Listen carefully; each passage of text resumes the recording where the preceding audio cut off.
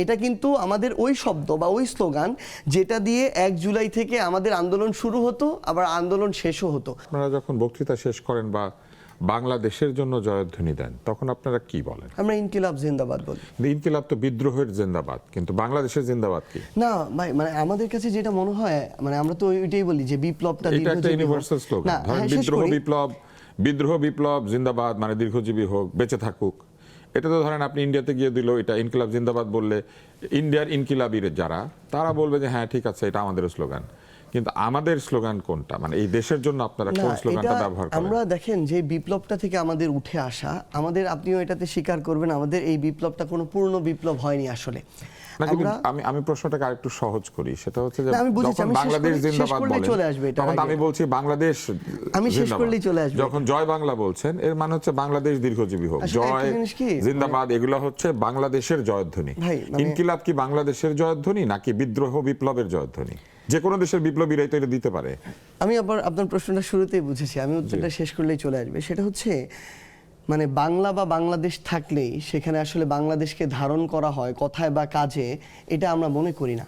আমরা আমাদের জায়গা থেকে মনে করেছি যে এই বিপ্লব বা অভ্যুত্থানটা থেকে আমরা উঠে এসেছি, ওইটা এখনো পূর্ণ হয় না। ওইখানে যে মানুষের, এই বাংলাদেশের মানুষের যে আকাঙ্ক্ষা ছিল, বাংলাদেশের মানুষের যে চাওয়া পাওয়া ছিল, সেটা আমাদের সীমাবদ্ধতা থেকে হোক, আমাদের সবার পিছু টান থেকে হোক না কেন, কোনো না কোনো কারণে, একটা অনেক বড় অনেকগুলো কারণের যার জন্য আমরা আমাদের এই বিপ্লবটা এখন পর্যন্ত সম্পূর্ণ করতে পারি নাই।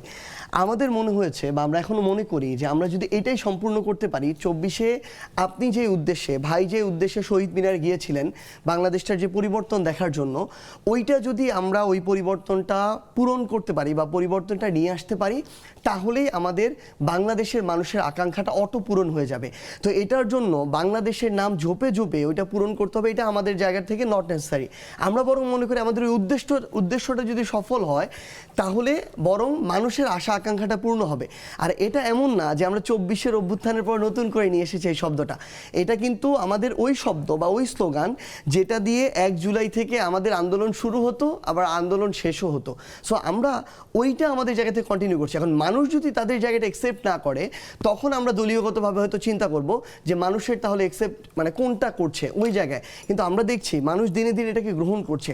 এই স্লোগান যখন আমরা এখন মাঠ পর্যায়ে একটা নির্বাচন করে আসলাম, আমরা যখন একটা গ্রামে পথে প্রান্তরে গিয়ে এই স্লোগান দেই, প্রত্যেকটা মানুষ, তার বয়স 10 বছর হোক 60 বছর হোক, তারা এই স্লোগানে গলা মিলায়।